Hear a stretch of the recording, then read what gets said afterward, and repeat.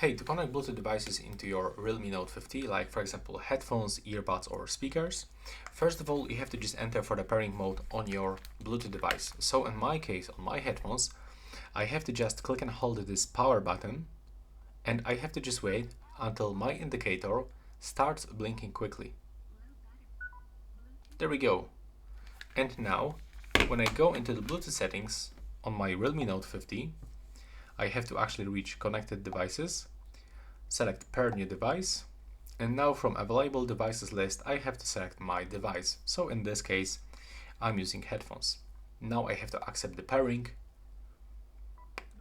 and as you can see I am successfully connected. So that's how we can do this. Also we can connect your devices with the mobile applications. In this case, in my Sony headphones, I can find the Sony Center application.